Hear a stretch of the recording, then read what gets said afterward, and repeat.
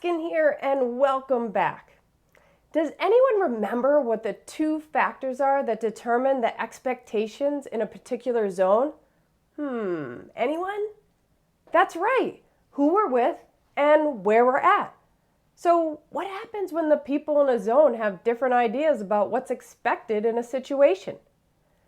Often, people in a zone have differing beliefs, values, and cultural backgrounds, all of which might affect how they act in a situation. Let's take a closer look at some examples of what I mean.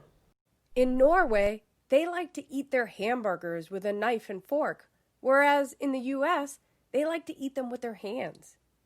And in many Latin American countries, they may tend to stand or sit very close to each other when speaking and are not afraid to look directly into one another's eyes. They also like to shake hands, kiss, and hug when they greet each other. But in some Asian cultures, the opposite is true. Direct eye contact might be considered aggressive. In these cultures, avoiding direct eye contact and respecting personal space is a sign of respect. Or, in Germany, they like people to be on time. But in places like Jamaica, it's common and acceptable for people to run a little late. That's why they call it Caribbean time. Or, in Spain, they have a tradition called siesta, where businesses close down in the middle of the day to allow families to gather for lunch and then take a rest afterwards before returning back to work. In America, this would be unexpected, as people want the convenience of going to a store at any time of the day. The good news is that having differences makes our world an interesting and cool place to be.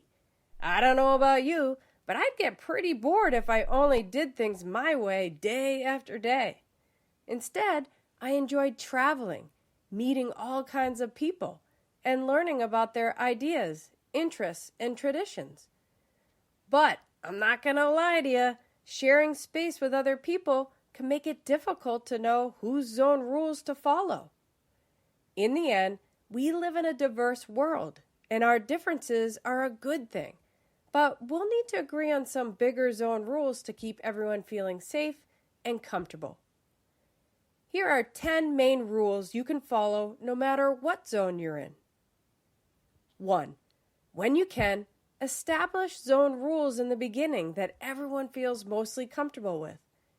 This might mean having to compromise a bit, but if everyone is upfront and uses their healthy communication skills, this can avoid misunderstandings or disagreements. 2. Practice reading your environment when in a new situation or with a group of diverse people. That way, you can use your eyes, ears, and brain to make smart guesses about what you should say and do in that situation to keep people feeling comfortable. 3. Go into a zone with an open mind. Remember, the world is not just about what you need and like. It's also about what other people in the group want. To keep people feeling comfortable, try to be open to learning about someone else's ideas, culture, and traditions. Hey, you never know. You'll probably learn something new and interesting. When you do, remember to put this information in your social folder so you don't forget about it the next time you meet. 4. Recognize and show that you appreciate the differences each person brings to the group by saying something nice and complimenting others' ideas and traditions that you think are cool. This makes people feel welcome and points out to them that you're a kind and friendly person to be around. 5. When sharing your own ideas, beliefs, traditions, be sure to use I statements. I think, I feel, I like, I believe. Just because you think a certain way doesn't mean everyone else does. When you speak for yourself and not for everyone else, this lets the group know you value everyone's thoughts and opinions, not just your own. After all, the world doesn't revolve around you, right? 6. Work hard not to judge someone who is different than you. Judging someone who you think is different or categorizing a group of people is not cool. That kind of judgy behavior makes you look rude and narrow-minded, and people are storing that info about you in their social folders. Give people a chance to show you who they truly are as a person, instead of making assumptions and not giving them a chance. Everyone deserves to have their own identity, and our job is to be true to ourselves and let others do the same. 7. On the other hand, when someone hurts your feelings, try not to take things too personally. In most cases, people don't mean to be hurtful or even realize their comments were mean. Try not to read into things too much and give people the benefit of the doubt. Holding grudges actually does yourself and others more harm than good and doesn't fix the problem. It's okay to explain to people that what they said or did was hurtful and why. Explanations help us all to better understand one another and accept and appreciate our differences. This way, we can learn from one another and grow. 8. Since we know that no one is perfect, if you happen to flub up and say or do something inappropriate, hurtful, or unkind by mistake, then the best we can do is say we are sorry and then take steps to repair the situation. This is a sign of strength and courage. In most cases, when people recognize that you mean well, they will be more apt to accept your apology and let it go once they see that you're trying to make it better. 9. Okay, now this one is super important, my friends, so I want you to plug in here and listen carefully, as knowing this rule can help save you and others a lot of hurt feelings.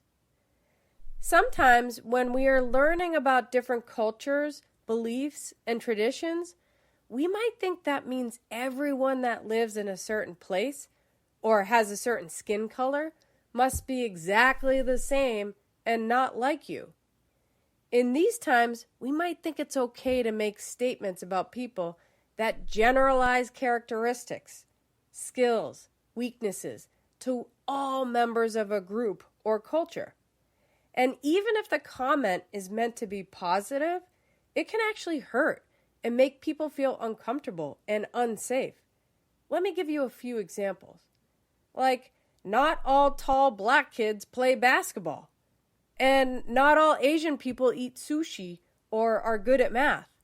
And girls can be scientists too. Or just because a person's in a wheelchair doesn't mean they cannot play at recess. And you can still have things in common with people who have a different religion than you. The thing is, we all make assumptions about people from time to time. That's our brain's way of trying to get information to put into our social folders. But when we start to notice that these assumptions about certain groups of people are always negative and hurtful, then we need to stop and interrupt the information we are putting in our social folders about them. That way, we get to actually know the person and not our assumptions. And 10. Above all, be kind, be respectful, be responsible. When you navigate the zones, use a genuine heart and a thoughtful mind. It helps the other people in the zone know that they can trust you to work things out and not intentionally be hurtful or disrespectful. Remember, that golden rule didn't get created for nothing.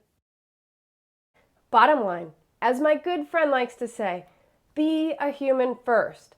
That means when we lead with our hearts, treat each other with kindness and respect, and remember to think about others' feelings, we'll have a social compass that will guide us through most any zone we encounter. I believe in you all to be the generation that shows us that we can have zone differences and still be in harmony in this beautiful place we live in. Because together, we got this.